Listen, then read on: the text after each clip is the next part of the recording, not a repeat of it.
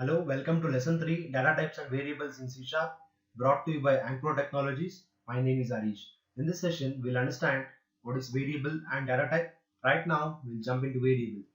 What is variable? The variable is a name given to a data value. To understand the meaning of the sentence, we'll move into sample program. Here in the sample program, message is the name of the variable and the data type a string, and the value assigned to that message variable is Anchor Technologies. As the name suggests, the content of a variable, that is the content of message, can vary. You can change the value of a variable at any time. Syntax of variable: data type, variable name, and a value. In the sample program, the syntax is exactly like that. Data type is string, message is variable name, that is the value assigned to it is Anchor Technologies. Variable holds the value of specific data type, for example string, int, floats, etc. It means that you are creating a variable and assigning a value to it. You have to tell to the C# compiler what type of value you are storing to that variable by giving it a data type. For example, in your variable you are storing a string, you have to assign it a string data type. If you are storing some numbers, then you have to assign int, float, etc. Variable can be declared and initialized later, or declared and initialized at the same time. To understand this, we'll fire up Visual Studio and I'll go to File menu. I'll create new project. I'll choose Console Application. Then I'll name it as Variables and Data Types. I'll click OK. Visual Studio is creating a console template for us. Let's wait for that. Yes, it has done. We'll jump back into the presentation. A variable can be declared and initialized later, or declared and initialized at the same time. Fire up Visual, jump into Visual Studio. Here I'm trying to show first I'll declare a variable called message without assigning any value to it, and in second statement I'll assign a value called Anchor Technologies to that message variable.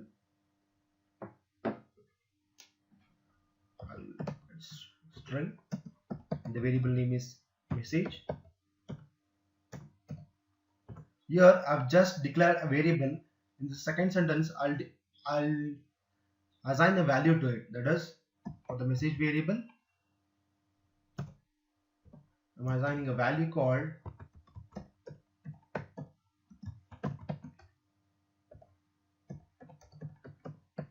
Anchor Technologies. Now I would like to print the statement in the console window.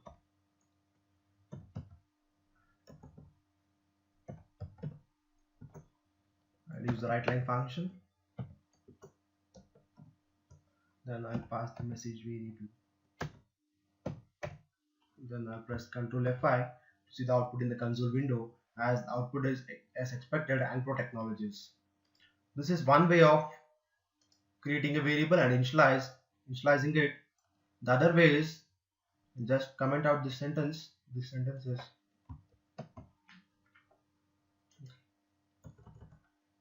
I'll create a message variable of data type string, and rather than moving into the next sentence, I'll assign a value here only.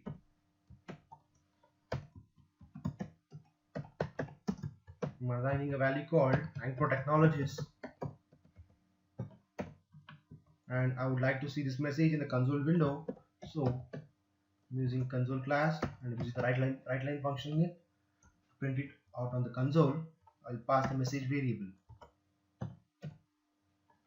I'll press Ctrl F5 to see it in the console window. Yes, the output is as expected Anchor Technologies. This is the other way. The summary is the variable can be declared and initialized later, or it can be declared and initialized at the same time. Okay, we'll jump back into the presentation. The value of a variable can be changed at any time throughout the program as long as it's accessible. It means that we'll jump into sample program. Here the value of message can be changed at any time. It's not stagnant. You can assign a value to a message at any time in your program until and unless you're using that variable. Multiple variables can be defined separated by a comma in a single or multi-line till semicolon. It means that we can declare variables in a single line or multi-line. To see that, we'll jump back into the Visual Studio. I would like to comment out this sentence.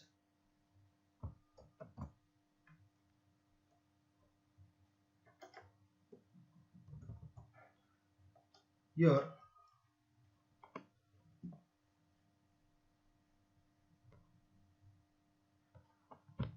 multiple variables of the same data type can be declared and initialized in a single line separated by commas. Means that I am declaring variables like I, j, k. I am declaring them in the same line, but the thing is they should be of same data type. And the second way is I can declare them in the multiple lines also, but it should end with a semicolon. This is the second way of declaring multiple variables in the second line, or we can declare them in the single line also. We'll jump back into the presentation. Value must be assigned to a variable before using it, otherwise it will give compile time error. Means that I'll just delete these sentences. I'm having an integer variable called I. I'm assigning a value to it 100, and I want this 100 I variable to be attached to another variable called j. I'm passing I variable to j, and now I'm trying to print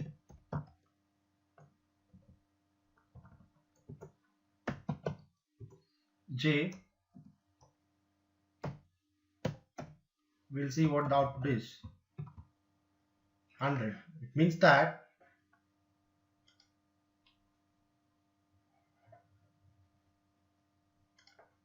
a value must be assigned to a variable before using it, otherwise it will give you a compile time error. Here I'm having a variable called I of data type integer, and the value assigned to it is 100. And in the next sentence I'm passing that I to j. It means that I'm assigning a value of I, that is 100, to j, and I'm printing it. If you don't assign a value like this, and if you just pass, it will give you a compile time error telling that use of unassigned local variable I. So jumping back into presentation, a value must be assigned to a variable before using it, otherwise it will give you a compile time error. Okay. Data types. In the previous slide, we have seen that a variable must be declared with a data type because C# is strongly typed. It means that you are declaring a variable called message and you are assigning a value to it, but you have to tell to the C# compiler what data type it is, whether it is a string, integer, or other data type. Here we are passing a variable, we are creating a variable called message, and the value assigned to is anchor technologies, and it is of string data type. If in this case for the message variable you are storing 100, then the data type you have to assign it as integer type. Okay. String is a data type, message is a variable, and anchor technologies is a string value assigned to a variable message. As I explained earlier, string is a data type, message is the variable, and the value assigned to that message variable is anchor technologies. Okay. The data type tells a C# compiler what kind of value a variable can hold. Means that data type you are creating a variable, and data type holds that this variable is holding this type of data. It means that here in the message case, message is a variable and it is holding a data of type string. For example, data types are string, number, float, decimal, etc. Data types are further classified as value type or reference type depending on whether a variable of particular type store its own data or a pointer to the data in the memory. To understand this, we'll see in the next session. Thank you.